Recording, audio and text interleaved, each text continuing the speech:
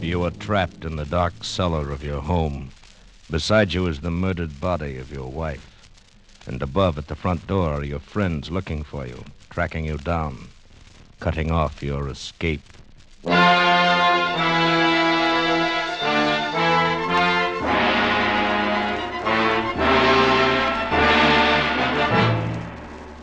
Escape, produced and directed by William N. Robeson, and carefully contrived to free you from the four walls of today for a half hour of high adventure.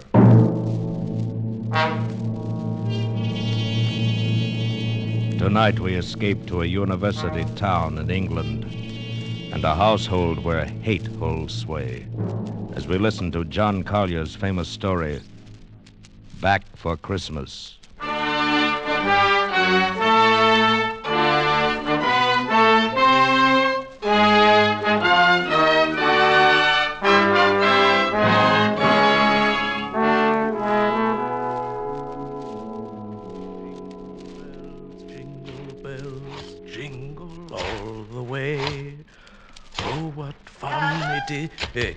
Yes, my dear.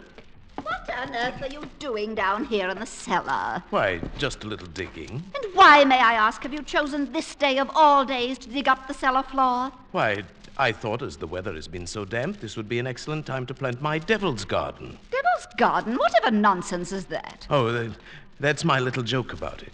You see, I've managed to secure some of the spores of several unclassified wild orchids. In their natural state, they bloom under damp masses of leaf mold. The Araucanian Indians call them devil flowers because they appear to bloom under the ground. Well, I'm sure the Araucanian Indians will be very interested if you succeed in growing these ridiculous flowers under the cellar floor. Whom else it'll interest, I can't imagine.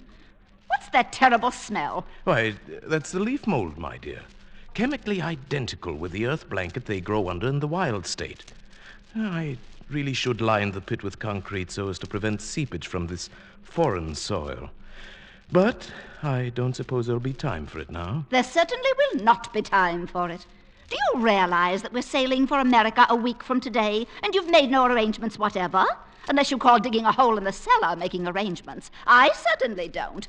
Devil's garden, indeed. Sometimes I think you're going soft in the head, Herbert. Well, I suppose it's inconsiderate of me, but you see, I've been wanting to try this experiment for a long time. But what with my lectures and seminars at the university, there never seemed to be time. Well, there certainly isn't any time for it now.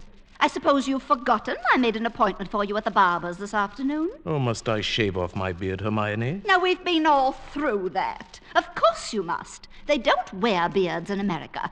Go and get your jacket on and do as I tell you. Yes, Hermione. And don't forget to take your umbrella. It looks like rain. Yes, Hermione. Oh, don't look so put upon, Herbert. Someone has to plan things in this house, or you'd never even get to the university in time for your lectures, much less make arrangements for a trip to America. I know, but what of my specimens? There'll be plenty of time to plant your precious devil's garden when you get home from America. We're not going to be gone forever, you know. We'll be back here for Christmas. Yes, of course.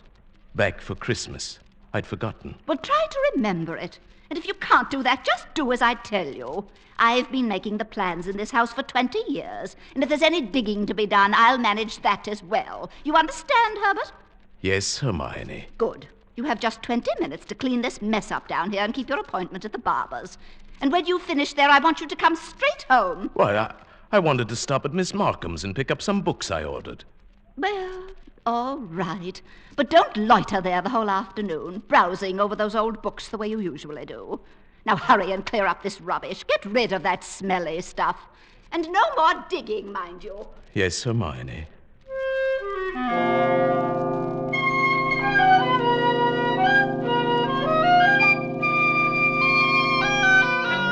Yes, Hermione. How many years have I been saying that? 10 years? 15? 20? Clear up the rubbish. Yes, Hermione. Don't forget your umbrella. Yes, Hermione. Do this, do that. Yes, Hermione. Yes, yes, yes. How much longer can I stand this?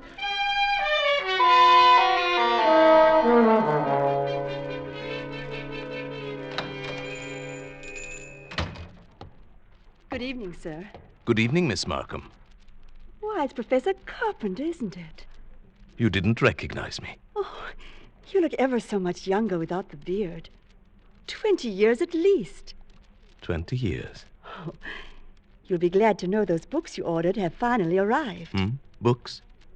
Phytotomy of phalloid gametophytes and coniferous shrubs of North America. Those are the ones you ordered, aren't they? Oh, yes. Thank you. You're very kind, Miss Markham. Why kind, Professor Carpenter? Well, not many young ladies in bookshops would go out of their way to look up rare books for an old professor of botany. Oh, why, you're not old, Professor Carpenter. Really, you look... Oh, and besides, I adore botany. It's my particular hobby. Oh, really? Well, you never told me that before, Miss Markham. Oh, I was afraid to. You were so imposing with a beard and all. Well, You might be interested in some specimens of alpine polyanthes that were sent to me by a friend in Switzerland. Switzerland? I used to go there for my holidays before the war. You like Switzerland? Oh, I love every part of it. The lakes, the mountains, the beautiful spring flowers. Oh, especially the flowers. Oh, yes.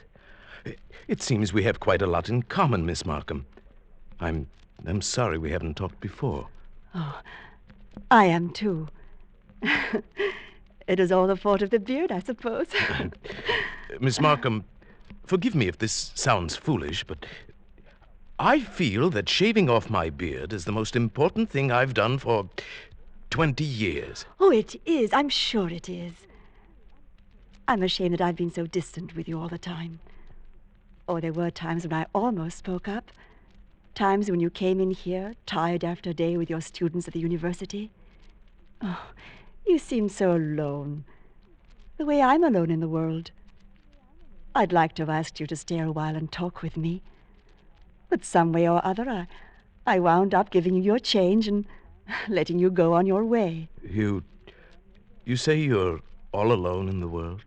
Since my father died. Well, did you never think of marrying? Oh, my father was a very remarkable man. I never found anyone who seemed to measure up to what he led me to expect of men.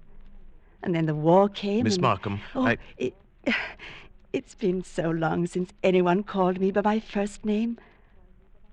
I'd like you to, if you don't mind. It's Marion. Marion. And yours? Herbert.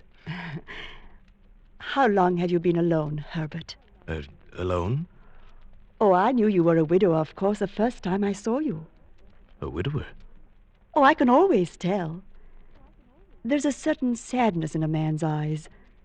A sweet sadness, I think, when he's been married and then... A widower? I never thought of it in quite that way. Oh, perhaps I shouldn't be talking like this. But I've often wondered what she must have been like. Your wife, I mean. Hermione? Not an easy woman to forget. Very strong, always managing things. The house, my wardrobe, my friends. When we dined at a restaurant, she even ordered my food. She was always managing things. You might say she managed herself to death. Oh, poor woman.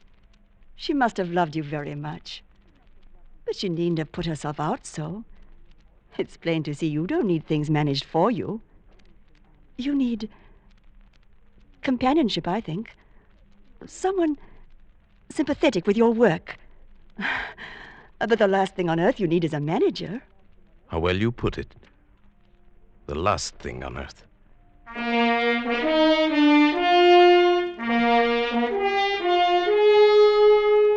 That's the first time I thought of it, of course. But suddenly a whole new world opened up before my eyes. Marion and America and no more of Hermione's planning my life for me. By the time I got home, my mind was working overtime. Well, at last. You certainly took long enough about it. What are you looking so pleased about? I don't really know. Getting rid of the beard, perhaps. I feel 20 years younger. You look even smaller. Your face looks triangular or something. I'd forgotten your chin was so weak. Oh, but never mind that. You can grow it back soon enough, after Christmas.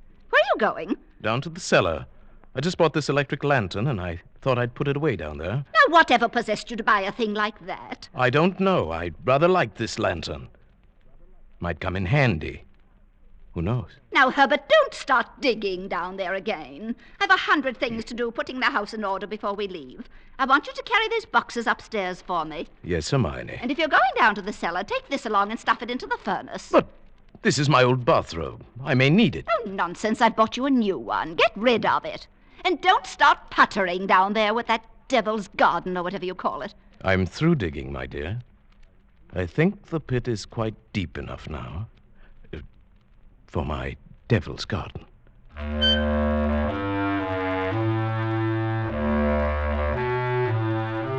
It would all have to be carefully planned, of course. Just as carefully planned as Hermione was planning the trip to America. We both went about our respective engagements as the days passed. I spent all the time I could with Marion, and finally she consented. And then it was the last day, the big day, the day we were to sail for America. Operator, are you there? I'm still waiting on that call to Salisbury. Oh, well, put them on quickly. Hello? Is this Paul Holt & Sons? Mrs. Herbert Carpenter here. Did you receive my letter? Oh, good. Now remember, we'll be back for Christmas, and I want the job done without fail. What's that? Oh, no, I'm sure he doesn't suspect anything. Send the bill to me in New York as I instructed you. Oh, thank you so much. Oh, there you are, Herbert. Where have you been? Backstairs. I dismissed the servants. Dismissed the servants? But I've asked some friends in to a farewell tea. Go and tell them it's a mistake. I'm afraid it's too late now. They've packed and gone. Oh, you have messed up things properly. How many times have I told you to leave things to me? I make the plans around here. Yes, Hermione. You'll have to do better than this when I plan the trip home, or we'll never in the world be back for Christmas. Back for Christmas, back for Christmas. Must you keep saying that? Well, why not? We are coming back for Christmas, aren't we? Supposing I were offered a professorship in one of those wealthy American universities. Nonsense. Americans care nothing for botany. Luther Burbank was an American. Well, that's different. What have you ever done except muck around in the dirt with a lot of roots and tubers? They've asked me to lecture. That means something. Of course they asked you to lecture. Americans will pay to hear any foreigner deliver a lecture once. Now, there's no use getting yourself in a state about this, Herbert. No doubt this extra money will come in very handy when we arrive back for Christmas. Precisely. And it's no good you're making a joke of it. Heaven knows where you'd be today if I hadn't got a sense of time. Yes, my dear Hermione. And since you've been so foolish as to dismiss the servants, you may empty the ashtrays and straighten up this room while we're waiting for the guests to arrive. I'm going upstairs to change. Call me when they get here. Yes, Hermione. Yes, Hermione. Yes, Hermione. For 20 years, Hermione, always so right, thought of everything. Well, not quite everything. She's dressing now. Safe to call Marion. Oh, if Marion were to change her mind now, if she had any idea I was not a widower. Hello? Hello? Marion? Herbert? No, my darling. Nothing's wrong. My plans are the same, unless you've changed. Good. We'll meet in New York as we planned. Yes, I do love you, my darling. Herbert? I'm sorry, I can't talk any longer. Yes, I'll meet you in New York a week from tomorrow without fail. Goodbye till then. Herbert, were you talking on the phone just now? Yes, Hermione. Whoever was it? Freddie Sinclair, of course. Oh, didn't I hear you say something about meeting somebody in New York? Why, yes. Old Freddie said he might possibly get out to America before we leave, and I said, of course, we'd meet him there if he decides to go. That seems very peculiar. But then all of your friends are peculiar. Yes, Hermione. And just look at your jacket. Have you been digging in that cellar again? Yes, Hermione. Well, there's no need for it. You can't possibly get that Devil's Garden thing finished. Go and change your clothes before the guests arrive. Yes, Hermione. Oh, never mind. I see somebody coming up the walk now. Go and let them in. Yes, Hermione. Herbert. Yes, my dear. Look out the window. There's Professor and Mrs. Hewitt. But who's that with them? Why, I... Precisely. Freddie Sinclair. Peculiar. You should have been talking to him on the phone not 3 minutes ago. And now here he is. Yes. Yes, isn't it? But then, as you say, Hermione, all of my friends are peculiar. Not half so peculiar as you. Digging in the cellar an hour before we leave for America. Just look at yourself. And now that I think of it... Yes, Hermione? Oh, never mind. Go and let them in. You were going to ask me something, Hermione. But the hole I'm digging in the cellar. Oh, good heavens. Stop rolling your eyes about that way. One would think you were digging a grave down there instead of a storage bin. Yes, Hermione. What's that? I said yes, Hermione. Oh, bother. Open the door and stop saying yes, Hermione. I think, my dear, I've said it for the last time.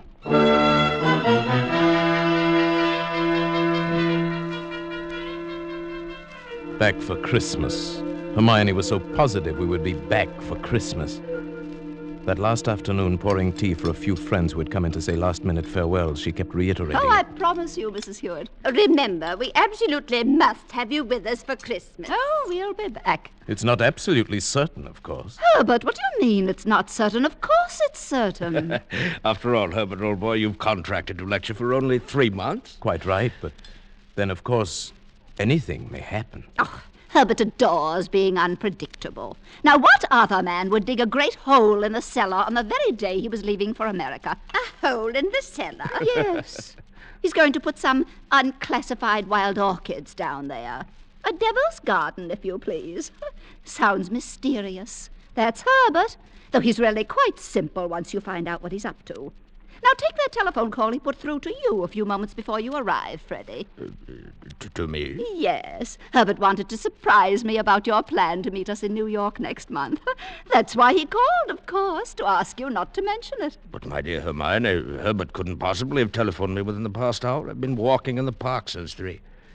He didn't telephone you? Well, how could he? And as for my going to America... Oh, now, come, Freddie. You may as well own up. Hermione has found me out again. But, Herbert, old chap, I really don't understand. There. You see what a poor liar Herbert makes. He's red as a beetroot. Aren't you ashamed of yourself, Professor, stringing poor Hermione along like that?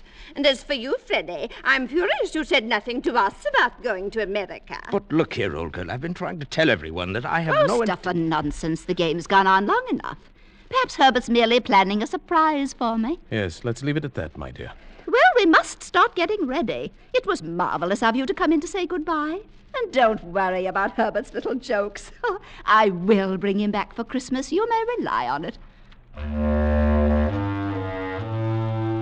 They all believed her. For years, she'd been promising me for dinner parties, garden parties, committees. And the promises had always been kept. This time, they wouldn't be. I'd seen to that. The servants were gone for good, the farewells all said. I had timed to the minute how long it would take to fill in the hole in the cellar, in my devil's garden. Upstairs in the bedroom, I undressed, folded my clothes over a chair, and put on my old bathrobe. Then I opened the door into Hermione's room. Are you ready, Herbert? Hermione, have you a moment to spare? Of course, my dear, I've just finished. Then do come in here for a moment. There's something rather extraordinary here. Good heavens, Herbert, what are you lounging about in that filthy old bathrobe for? I told you to put it into the furnace. I shall do it today, yes. I really will, I promise. Well, high time. Now, what is it you want to show me? In the bathroom here. Just look. Who in the world do you suppose dropped a gold chain down the bathtub drain? Nobody has, of course. Nobody wears such a thing in this house. Then what's it doing there? I don't see anything. Here. I'll hold this flashlight for you. If you lean right over, you can see it shining deep down. Oh, such a lot of nonsense. Just whisper. I don't see it, Herbert. Go on looking, Hermione. In just a moment. Herbert, I absolutely refuse to wait. Herbert, what are you doing? Take your hands off my neck. I will, Hermione, just as soon as I've finished the arrangements for my trip to America. What are you talking about? You thought you were the only one who could plan things, didn't you, Hermione? Well, I've been making some plans of my own this past week. In exactly 2 minutes, you'll be dead, Hermione. You see, 2 minutes. I've planned it very accurately.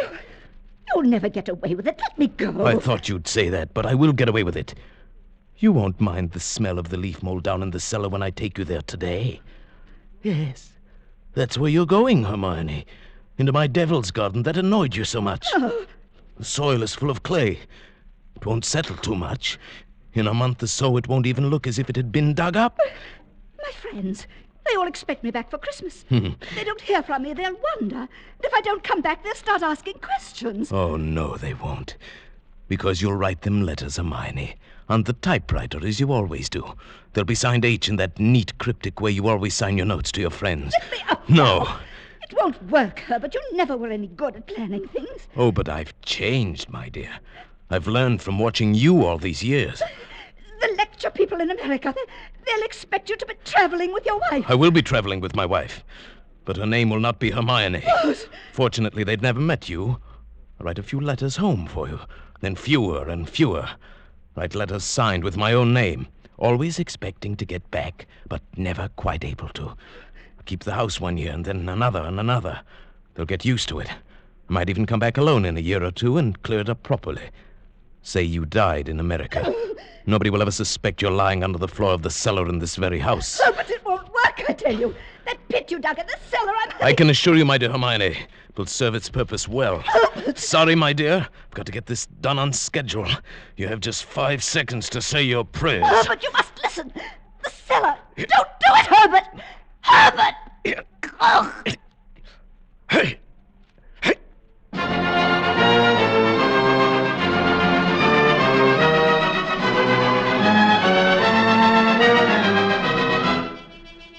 The water cut off at the main as I knew she would order it. She was so thorough, but so was I. Strangulation. Nothing to wash up. The electric current shut off exactly at 1 o'clock, just as she ordered it. She thought of everything. So did I. My nice new electric lantern, plenty of light to work by in the cellar. The old bathrobe she wanted me to throw away came in handy now if there should be any chance blood stain. Then into the fire with it afterwards, the last evidence of my devil's garden. It was going well. Still an hour till I had to leave for the boat. The hold was almost filled. No. Oh, no, not now. Go away, please. Whoever you are, go away. Did I lock the front door? If it's the Wallingfords... Oh, no, no. Go away. Go away. I say, Herbert, old thing. Woohoo, Hermione! Just keep calm, quiet. They won't look down in the cellar. Keep calm. They'll go away. Where the dickens can they be? Oh, the car's there. Maybe they popped round to Liddell's. Oh, it must be. Oh, the shops, maybe. Something at the last minute. Oh, not Hermione. Shall I shout? Oh, don't. Might not be tested. No harm in a shout, my love. No, let's come in on our way back. Hermione said they wouldn't leave till 7. Oh, all right. Only I want a last drink with old Herbert. He'd be hurt, you know. All right, let's hurry. We can be back by 6:30. 6:30. There's still time.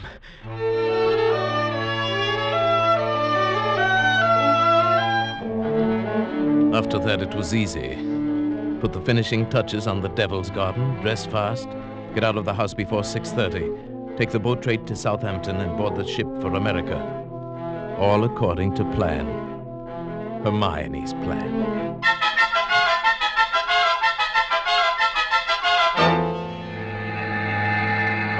I say, Stuart. Right, sir. My wife is indisposed. She'll be taking her meals in our stateroom. Oh, for the old voyage? Yes, for the whole voyage.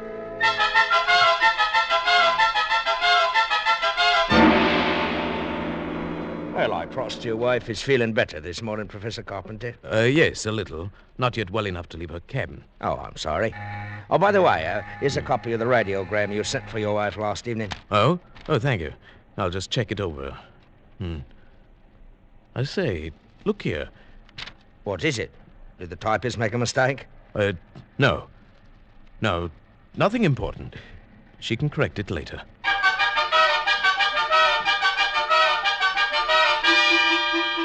For a moment, I had the feeling that Hermione had been leaning over my shoulder again, correcting what I'd written, as she always did. I had written a radiogram to Professor Hewitt and his wife. Haven't been out of my cabin the whole beastly trip. Herbert well. We now doubt we will be back for Christmas. The copy read, we no doubt will be back for Christmas. Exactly what Hermione would have written.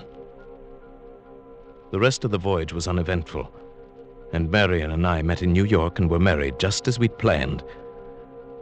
Just as we'd planned.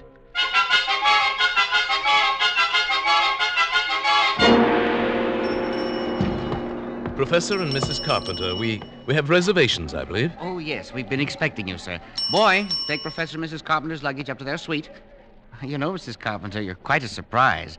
Your letter reserving the rooms was so thorough, I was expecting an older, more forbidding sort of person, frankly, ma'am. Oh, no. As a matter of fact, we're just married. But my letter reserving the room... I wrote the letter, my dear, and signed it Mrs. Herbert Carpenter. Purely a joke. Oh, what a cunning old fox you are, Herbert. Now that I think of it, I am, rather. Oh, I almost forgot. There's a letter for you, Mrs. Carpenter. A letter for me? I wonder who on earth... Well, we shall find out in good time. Come along, my dear. We're keeping the boy waiting.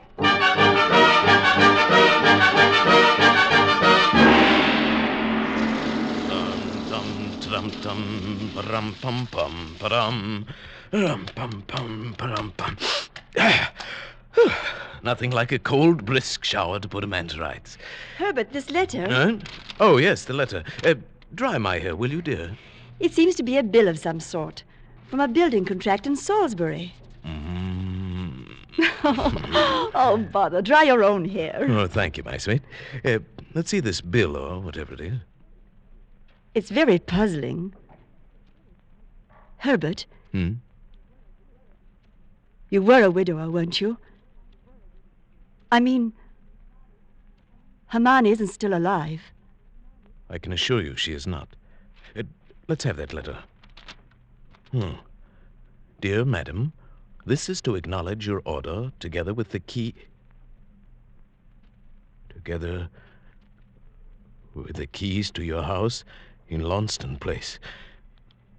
Our men had no difficulty in finding the place where your husband had begun the excavation in the cellar, but apparently changed his mind at the last moment and filled it in again. Oh, no. What is it, Herbert? Our men will begin digging tomorrow, and you may rest assured that it will be a professional job and will be completed in ample time for your surprise Christmas present to your husband. We are happy to be conspirators with you in this thoughtful gesture and hope that Professor Carpenter will be pleased at the results of our work on what he so quaintly calls his Devil's Garden. Very truly yours, Paul Holt & Sons Contractors. What does it mean, Herbert? It means that Hermione was right. I will be back for Christmas.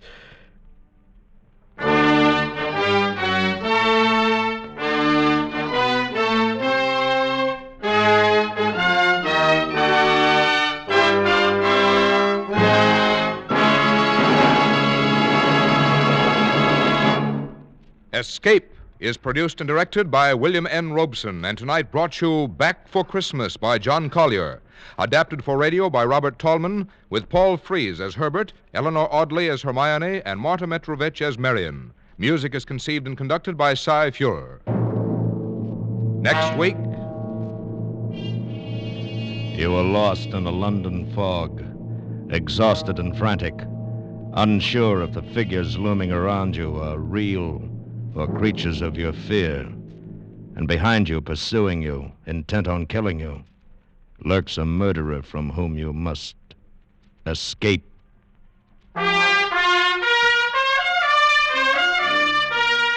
Next week, we escape with Algernon Blackwood's ghostly story, Confession. Good night, then, until this same time next week, when again we offer you Escape. This is CBS, the Columbia Broadcasting System.